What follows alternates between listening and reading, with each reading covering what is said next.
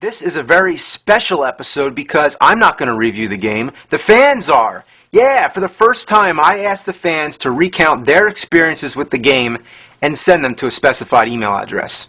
And as a result, this one inbox got over 6,000 messages.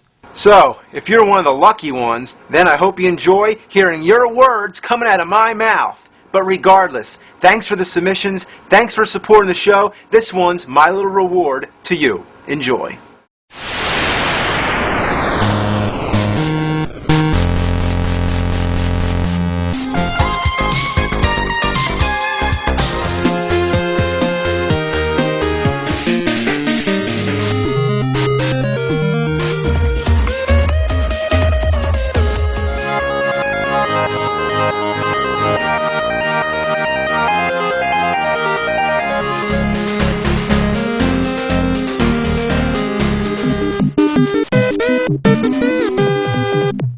Deadly Towers on the NES. First of all, what's with the poorly drawn Herculean Viking guy on the cover of the game? What, was Fabio unavailable that weekend? And talk about false advertising. The in-game character doesn't even come close to looking like that. It's some boy in a green spandex jumpsuit with horns. What the fuck?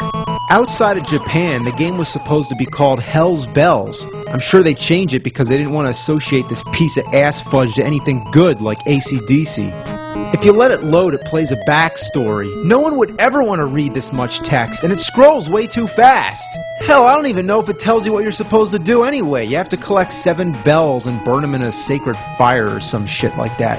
When you start the game, it doesn't tell you where to go or what to do.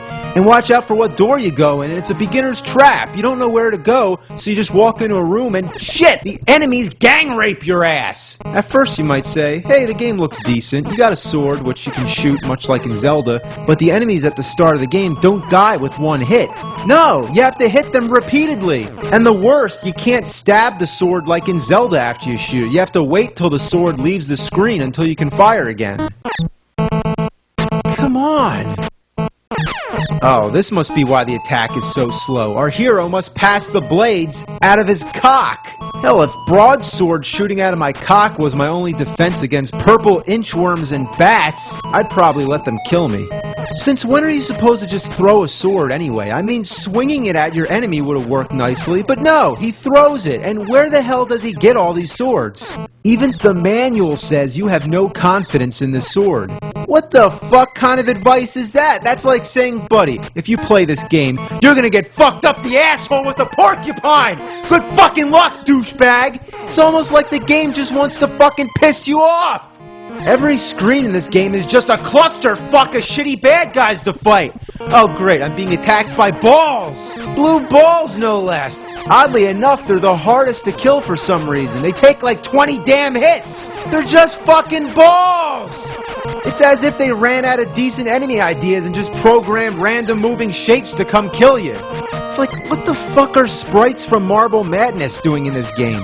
My biggest complaint with the game is that there's no in-game map. That'd be fine if you could distinguish where you are with different backgrounds, but everything looks so similar, it's too easy to get lost! The game's like a maze, but it's beyond that. It's a fucked up guessing game maze with no end! I stumbled onto some area where there's no door, there's no icon, or anything to let you know that anything's there. You just gotta take a shitty guess, like in Simon's Quest, where you kneel down in that corner waiting for the tornado to take you away.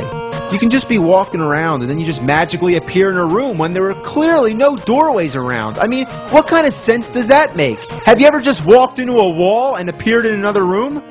You get an inventory screen. It's empty right now, but it seems pretty standard. Tells you your life and everything. It also has this thing called Lutter. Yeah, it says you have 50 Lutter. I can only assume that that's currency, so I googled it to check what it meant. And according to an Urban Dictionary, Lutter means cheap-ass hoe. So, therefore, we're already starting out with 50 cheap-ass hoes, so we're doing alright for ourselves. I wonder what the exchange rate is for the expensive whores. Maybe we'll find out later. Now, I can understand wanting to call the currency of Fantastic World something different, but what's wrong with just calling it gold? You can find power-ups to make you stronger, but good luck finding a store that'll give you any. They're found in underground dungeons infested with enemies that can kill you faster than you can say game over. Oh, and the music. The bubbly sound of ripping ass isn't even an adequate way to describe the music in this game. Imagine taking a phonograph machine, submerging it in diarrhea, and wiring it to a horse's ass to use as a speaker. It makes nails on a chalkboard sound like fucking Mozart. And listen to this. See what happens when you go to a different room in the castle. The music starts all over again. It gets really annoying because you're constantly going from room to room, so you're hearing the same part of the music over and over again. What's the fucking deal with the ledges that you fall off of? A lot of the places are really narrow, and it's hard avoiding those ledges. And to top it all off, when enemies hit you, it knocks you back a bit. And more times than not, they send you falling down a conveniently placed ledge. And do people normally spin like that when they fall off of something? Reminds me of shit spinning down the fucking toilet. When you die, you have to start at the beginning of the game. What kind of shit is this? I honestly don't have the patience to get any farther in this game to see if there's another checkpoint or something. Whenever you die, you get a password, but it makes no sense because no matter how far you got into the fucking game, you start from the beginning with all the passwords. And what programmer decided to put a time limit on the fucking password screen? When they named this game Deadly Towers, they weren't kidding. The last time I saw towers this deadly was when they decided the horses need more fiber in their diets. This game is so fucking hard, it's easier to lift an elephant with my ass while singing Old MacDonald. This game is equal to that of liquid ass butter. Stay away from this horrible piece of shit encrusted fuck. I'd rather suck farts out of a dog's ass.